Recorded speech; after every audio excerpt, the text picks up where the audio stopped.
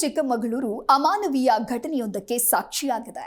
ದತ್ತು ಸಂಸ್ಥೆಯ ಸಿಬ್ಬಂದಿ ನಿರ್ಲಕ್ಷ್ಯಕ್ಕೆ 1 ವರ್ಷದ 3 ತಿಂಗಳ ಹೆಣ್ಣು ಮಗು ನರಳಾಡ್ತಾ ಇದೆ.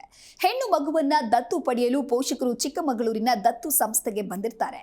ಮಗು ಇಲ್ಲ ಎಂದು ಕೊರಗುತ್ತಾ ಇದ್ದ ದಂಪತಿಯ ಬಾಳಲಿ ಆಶಾ ಕಿರಣ ಮೂಡಿತು. ಮನೆಯಲ್ಲಿ ಗೆಜ್ಜೆ ಸದ್ದು ಕೇಳಲು, ಕಿಲಕಿಲ ನಗು ಕೇಳಲು ಅವರು ಹಾತೊರಿತಾ ಇದ್ರು. ಅಷ್ಟರಲ್ಲೇ ಸಿಬ್ಬಂದಿಯಿಂದ ಎಡವಟ್ಟಾಗಿದ್ದು ಬರಸೆಡಿಲು ಬಡಿದಿದೆ. ಮಗುವಿನ ಕಾಲುಗಳು ಸುಟ್ಟು ಹೋಗಿತ್ತು. ಸೊಂಟದ ಕೆಳಭಾಗ ಬೆಂದಿದೆ. ಮಲ ವಿಸರ್ಜನೆ ಮಾಡಿದ್ದ ಮಗುವನ್ನ ಆರೈಕ ಸಿಬ್ಬಂದಿ ಶುಚಿಗೊಳಿಸ್ತಾ ಇದ್ರು. ಈ ವೇಳೆ ಕುದಿಯೋ ಬಿಸಿ ನೀರನ್ನ ಸುರಿದಿದ್ದಾರೆ. ಇದರಿಂದ ಹೆಣ್ಣು ಮಗುವಿನ ಸೊಂಟದ ಕೆಳಭಾಗ ಸುಟ್ಟು ಹೋಗಿದೆ. ಸಿಬ್ಬಂದಿಯ ಬೇಜವಾಬ್ದಾರಿಗೆ ಮಗು ನರಳಾಡ್ತಾ ಇದೆ. ಜುಲೈ 9ರಂದು ಈ ಘಟನೆ ನಡೆದಿದ್ರು. ಮೇಲಾಧಿಕಾರಿಗಳಿಗೆ ತಿಳಿಯದಂತೆ ಸಿಬ್ಬಂದಿ ಮುಚ್ಚಿಟ್ಟಿದ್ರು. ಸದ್ಯ ಚಿಕ್ಕಮಗಳೂರಿನ ಖಾಸಗಿ ಆಸ್ಪತ್ರೆಯಲ್ಲಿ ಮಗುವಿಗೆ ಚಿಕಿತ್ಸೆಯನ್ನ ನೀಡಲಾಗ್ತಾ ಇದೆ. ಆಯಾ ಲತಾಳನ್ನ ಕೆಲಸದಿಂದ ವಜಾ ಮಾಡಲಾಗಿದೆ. ಚಿಕ್ಕಮಗಳೂರು ಮಹಿಳಾ ಪೊಲೀಸ್ ಠಾಣೆಯಲ್ಲಿ ಎಫ್ಐಆರ್ ದಾಖಲಿಸಲಾಗಿದೆ.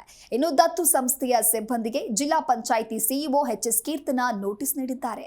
ಗಂಭೀರವಾಗಿ ಗಾಯಗೊಂಡಿರುವ ಕಂದಮ್ಮಳಿಗೆ ಖಾಸಗಿ ಆಸ್ಪತ್ರೆಯಲ್ಲಿ ಚಿಕಿತ್ಸೆ ನೀಡಲಾಗ್ತಾ ಇದೆ. 3 ದಿನದಲ್ಲಿಯೇ ಪ್ಲಾಸ್ಟಿಕ್ ಸರ್ಜರಿ ನಡೆಯಲಿದೆ.